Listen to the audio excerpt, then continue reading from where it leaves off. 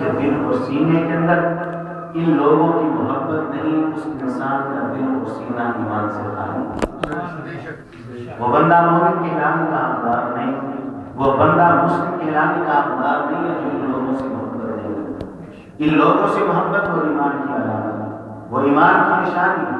انسان کے اندر ایمان باقی نہیں رہتا جب تک ان لوگوں سے محبت نہ کرے۔ ان کی محبت وہ انسان کے ایمان میں اضافہ کرتی ہے۔ ایک بات ہر ایک سوچ لے، ہر ایک سمجھ لے،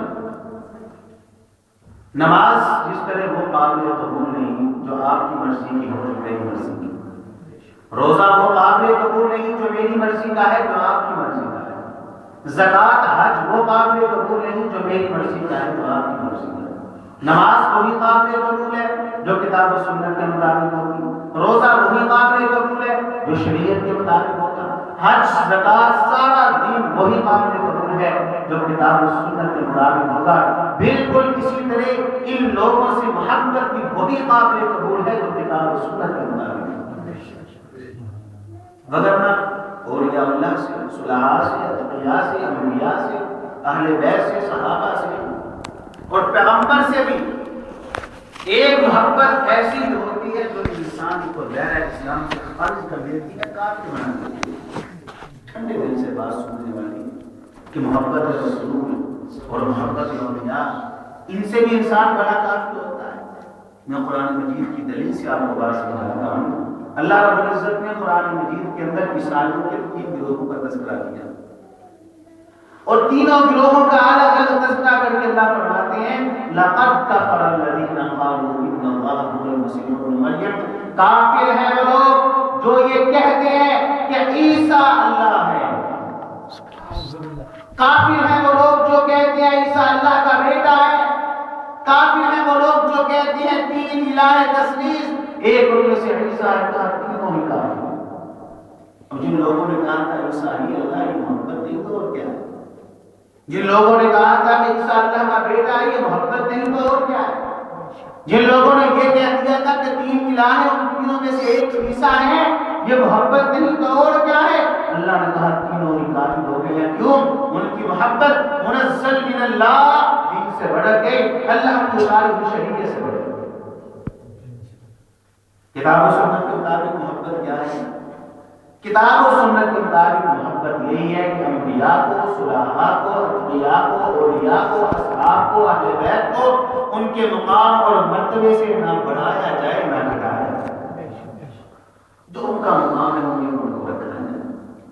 پہلی بات تو یہ، دوسری بات یہ جو اہم بات ہے کہ ان کی سیرت کو پڑھا جائے، ان کے شب و روز کو دیکھا جائے، ان کی زندگیوں کو دیکھا جائے، ان کے معمولات کو دیکھا جائے، ان کے چہرے مہرے کیسے تھے، ان کی لباس حجامت کیسی تھی، ان کا اوڑھنا بچھونا کیسا تھا، ان کا کھانا پینا کیسا تھا، ان کی خوشیاں اور غم کیسے تھے، پورے دعوے سے کہتا ہوں، پورے دعوے سے اللہ کی قسم جو عملاً پریکٹیکل لائف کے اندر اہل بیت کو نہیں مانتا ہے وہ حقیقت میں ان کو نہیں مانتا۔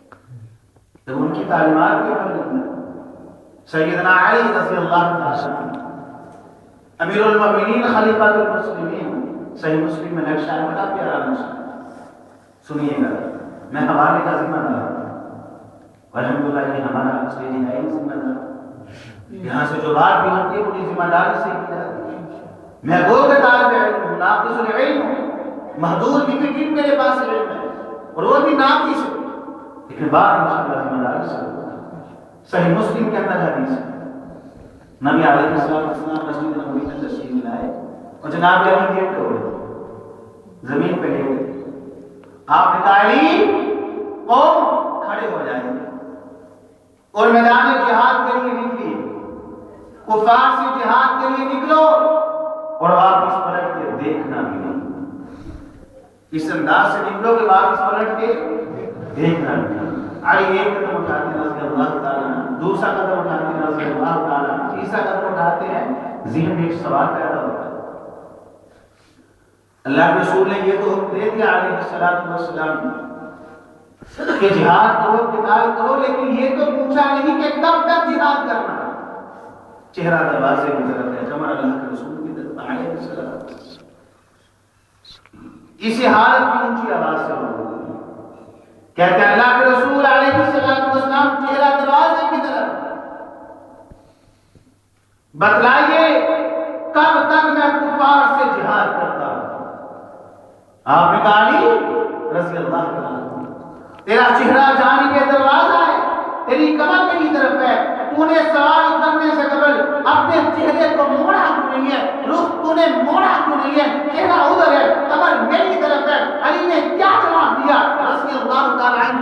آئے دیکھیے سیرت علی، آئے دیکھیے ان کے اعمال.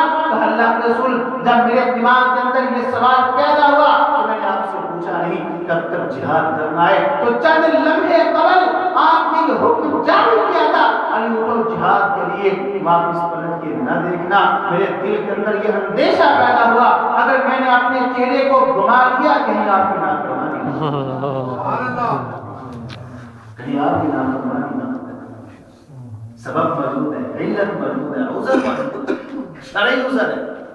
چہرے کو گما لیتے تو اس پہ کیا رشتہ ہے؟ علت اور سبب موجود ہے. ایسی اتباع، ایسا اطاعت ان لوگوں کے اندر.